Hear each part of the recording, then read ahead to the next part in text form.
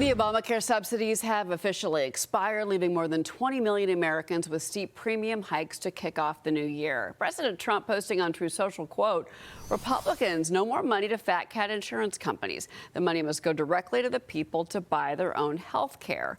Lawmakers failed to reach an agreement on the subsidies before the holiday recess. Democrats causing a 43-day government shutdown over the issue in the fall. Congress now on the heels and facing another looming shutdown at the end of January. So the House comes back Tuesday. The Senate's back on Monday. They've got 3 working weeks to fund the government before January 30th deadline. Health care going to be a piece of this. I want to bring in North Carolina Congressman and combat decorated Green Beret, Pat Harrigan. Congressman, a Happy New Year to you, and thank you so much for being here. So where are we right now with this? I realize that the House passed some legislation before you left. However, it really does fall on the Senate to make some moves here. What are you expecting when you get back next week? Well, Cheryl, Happy New Year. It's great to be with you. Look, I expect that we're going to start making progress on health care. I think we've got to understand as a baseline that Americans were told that Obamacare would make health care cheaper. But instead, premiums have more than doubled in many states. Deductibles are so dang high that insurance barely works and people have fewer plans to choose from. I think that's what families see when they open up their bills. And there's also billions of dollars worth of fraud in the system. And so what I expect when we get back is that we don't extend these emergency subsidies that the Democrats intended to expire in 2025. Instead, what I see is that we push forward free market reforms like association health plans, choice accounts, HSAs, cost-sharing reductions, PBM reform, price transparency, site neutrality, and provider-owned hospitals. Those free market set of healthcare initiatives can actually fix the problems that Americans have with healthcare, which is what we need to do. We need to fix it over the long term, not bend to political pressure for something that just fundamentally doesn't work. Throwing money at the problem does not work. It's a systemic issue. I think the bigger question here is, there's competing factions within your own party about where to go. We had Congressman Michael Rulli on last week. He said he thinks you're going to end up landing at a 2-year extension simply because of the calendar.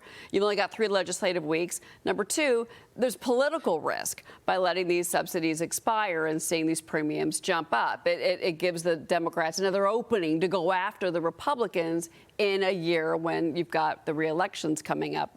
Congressman Michael Lawler was here with me last week, and I asked him actually about some friction that he had with House Speaker Johnson that was very well documented in Politico. This is in the middle of the month of December.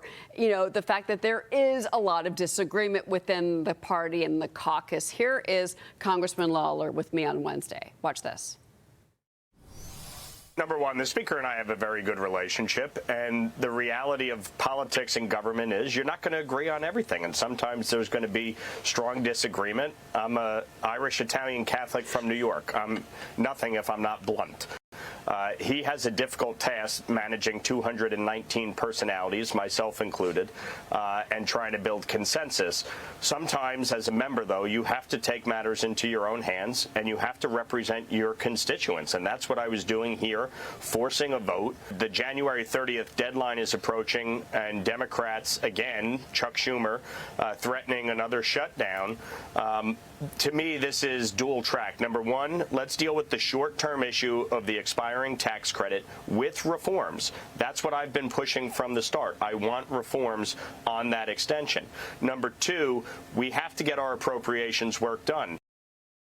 Congressman, your response to that? Look, I love my colleague from New York, and I understand the political pressures that are on many of our swing state representatives coming into the 2026 election. But the choice that we have is really clear. We can continue to support a failed system, which Republicans have never, ever done, by the way, or we can actually roll up our sleeves, get into this healthcare problem, which is the #1 problem. We have to solve it, or we will be held accountable in the 2026 election. But I just think we need to solve the problem once and for all. And I can tell you that my district, we just polled them last week, 65% of my district does not want extensions of any type to these emergency health care subsidies, because all it does is it keeps subsidizing a law that raised their costs and failed its failed its promises. We've got to get back to actually solving the root cause of these issues. And if we do not do that, and we actually just kowtow to the Democrats and extend broken subsidies that don't work, the American people can and will hold us accountable in 2026 for that. We've got to be bold here. This is our opportunity to do it. Okay. I do want to lean into your military experience here for a minute, sir. Venezuela's Nicolas Maduro claims he's open to talks on drug trafficking. The U.S. has been ramping up pressure against the narco-terrorists. There's been more boat attacks. Watch this. Y el gobierno de Estados Unidos lo sabe. The U.S. government knows, because we've told many of their spokespeople, that if they want to seriously discuss an agreement to combat drug trafficking, we're ready. If they want oil, Venezuela is ready for U.S. investment, like with Chevron, whenever they want it, wherever they want it, and however they want it. That interview happened the same day the U.S. announced a drone strike on a Venezuelan port. That was a land strike. President Trump said that port was used for drug trafficking. We haven't gotten any official comment from the Venezuelans yet. We've killed more than 8 alleged narco-terrorists, more of them in boat strikes, just since the new year. 114 is the total thus far. Your reaction where we're at with Venezuela right now? Well, Cheryl, people can argue about the politics of all this, but the facts are, honestly, they're pretty straightforward. Venezuela has become a major transit point for drug trafficking, and those drugs end up on American streets, and they kill American citizens. When specific facilities are being used to move that product, I don't think going after them is about disrupting the supply chain. Going after them is about disrupting the supply chain. It is not starting a new war, but dealing with the Maduro government is effectively dealing with narco-terrorists. I think that's what the Trump administration has tried to lay out for the American people over the last several months, is that they are one in the same. That's why they have designated the regime a terrorist organization, as well as a drug trafficking and drug manufacturing organization. So this is very complicated, but I think it's also fairly simple.